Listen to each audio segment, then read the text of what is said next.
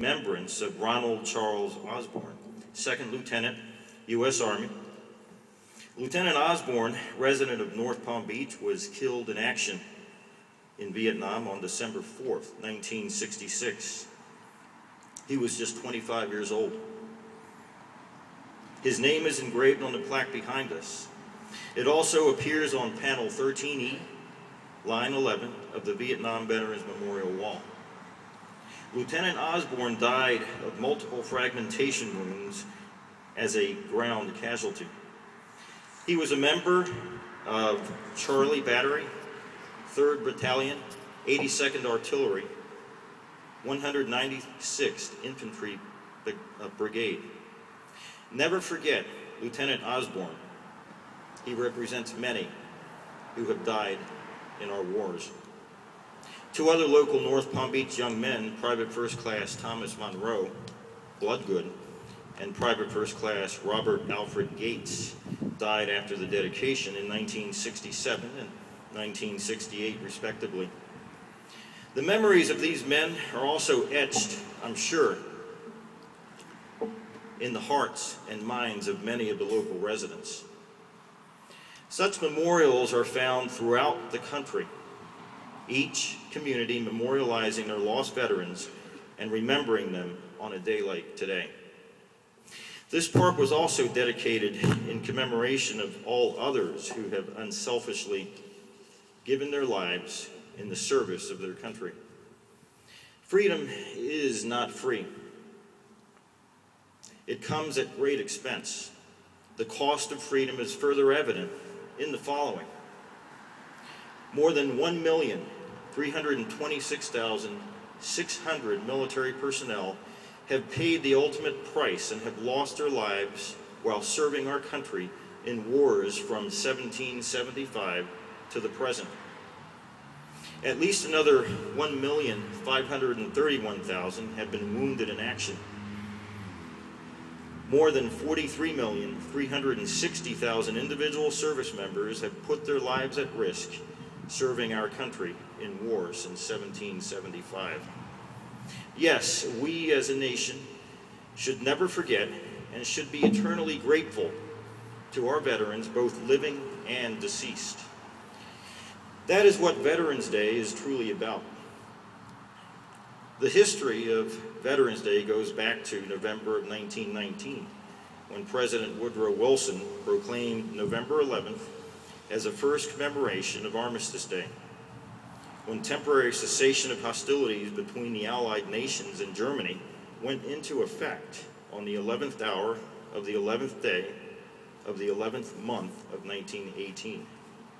World War I, as was covered earlier, known at that time as the Great War, had officially ended when the Treaty of Versailles was signed on June 28, 1919.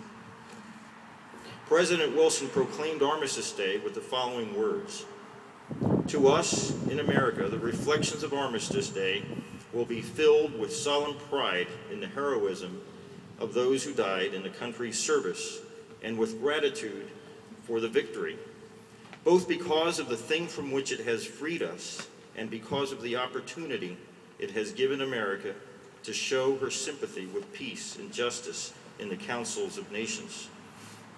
The original concept for the celebration was for a day observed with parades, public meetings such as this, and a brief suspension of business at 11 a.m.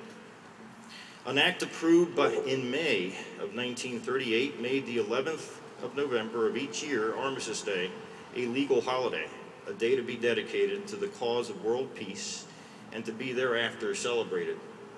It was primarily a day set aside to honor veterans of World War I, which was to be the war to end all wars.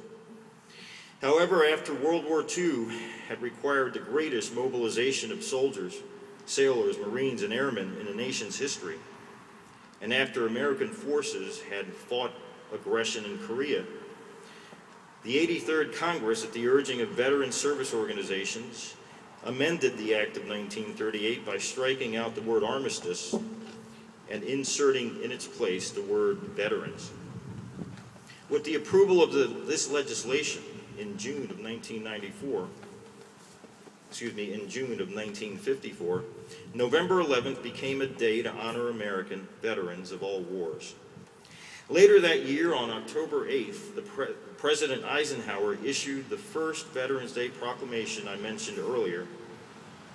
Quoting him, "On that day, let us solemnly remember the sacrifices of all those who fought so valiantly on the seas, in the air, and on foreign shores, to preserve our heritage of freedom, and let us reconsecrate ourselves to the task of promoting an enduring peace, so that their efforts shall not have been in vain." The President urged the entire citizenry to join hands in the common purpose. As we know, despite President Eisenhower's call for the promotion of enduring peace, just 7 years later we entered the Vietnam War. Sadly, many surviving Vietnam vets today retain the painful memories of a nation which was not as receptive or as grateful to them as we are now to our current veterans. Many veterans from Vietnam, as well as many surviving World War II and Korean War vets, are still experiencing the emotional pain resulting from the invisible injury of post-traumatic stress. Further wars and conflicts have followed in subsequent years, as was covered earlier, such as Lebanon, Grenada, Panama, Persian Gulf, Somalia, Bosnia, and Kosovo. A little over 2 years after our initial involvement in Kosovo, our nation was directly attacked once again on September 11th, 2001. Just 26 days later, on October 7th, we began bombing Afghanistan at the start of Operation Enduring Freedom. March 2003 was the start of Operation Iraqi Freedom. On the day of the September 11th attacks, I was at my local private practice office in Palm Springs, getting ready for just another day of work in a police and forensic psychology practice. A setting where my business partner, Dr. Paul Bryan, and I had spent 18 years serving law enforcement and emergency service personnel, and where Dr. Bryan remains today. The practice was very busy over the next few years, as numerous law enforcement and fire rescue personnel, being military reservists, were deployed to war. We psychologically evaluated their replacements, and eventually were evaluating those returning from war. What began to strike me was the emotional impact life in the combat zone was having on our service members. As they returned and were processing to enter or re-enter service, many were referred to the local VA medical center and the local VA vet centers for care before recommending that they return to work. We also evaluated several personnel from the New York City area who were applying for local jobs, many of whom were showing similar post-traumatic stress reactions. I sat in my office hearing many of the unimaginably traumatic stories of these men and women. In the course of this work, I also heard the personal war experiences of those returning from combat as well. Those days were rather difficult for me, as the impact of these stories slowly etched a scar in my soul. I started thinking of doing more for my community, my country, and especially for those service members in faraway lands in harm's way. It was in 2004 then that I made the decision to join the Army Medical Department as a reserve clinical psychologist. After Officer Basic at Fort Sam in San Antonio, my orders for Iraq were being cut immediately. My Army unit, the 113th Combat Stress Control Medical Company, did excellent work out there in Iraq during a 15-month deployment in 06-07, providing psychological first aid to service members suffering psychological injuries. It was upon my return that I left the private practice and sought employment at the Department of Veterans Affairs, eventually being hired to open a Jupiter Vet Center. I was subsequently called to duty once again for a one-year deployment to Afghanistan, again with the 113th Medical Detachment, Combat Stress Control, from which I just returned 5 months ago. Today, more than 2 million service members have been deployed to Iraq or Afghanistan, and the casualties of the global war on terror continue to rise. More than 6,000 have been killed. More than 44,000 have been wounded in action. Many return home with post-traumatic stress, depression, anxiety, traumatic brain injury, many with associated physical injuries such as multiple limb amputations. We must always be grateful for the service of our military personnel, for those who are out there right now as we speak. At this time, will all past or present military personnel who have served in or in support of any combat zone please stand or raise your hand? Good. Good. Let's give them a round of applause.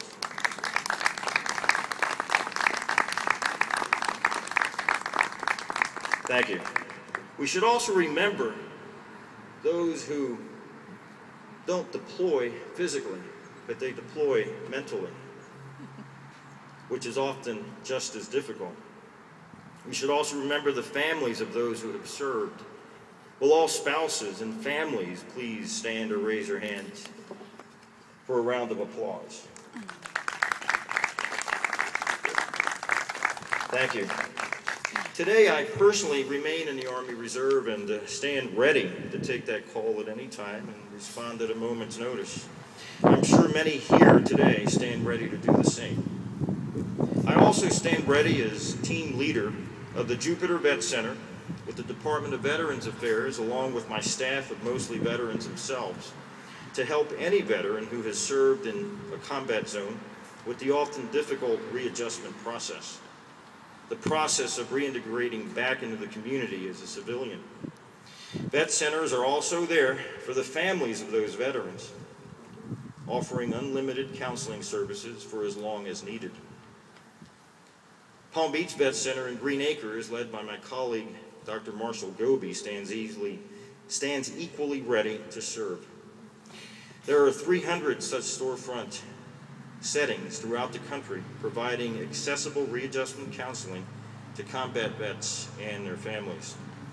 I again want to thank and acknowledge our dedicated men and women, my brothers and sisters in past or present military service that wore or are wearing the uniform of any branch of our military and were deployed overseas in combat zones. Thanks as well to the families of these brave men and women who keep us safe. Speaking of families, I do want to take another minute to acknowledge my wife of 36 years, Connie M. Diaz, who's in the audience today. Connie, stand. All right. Thank you. Connie comes from a family of a long history of military service. Her father served in World War II, Vietnam, and Korea, as did, I believe, most of her uncles, one of whom was shot over France in World War II and was taken prisoner of war. He got out, though.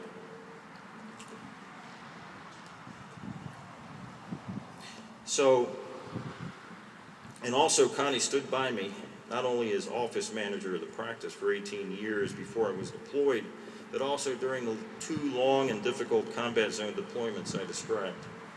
So yes, the gratitude for the dedication of our men and women in uniform throughout our history as a nation will forever persist in the hearts of our citizens and collectively in our communities and our nation. Show that gratitude today, Veterans Day, and every day, so no veteran will ever feel the pain of believing they are not appreciated. A simple welcome home and thank you for your service can go a long way today and every day. Never forget their sacrifices. Thank you.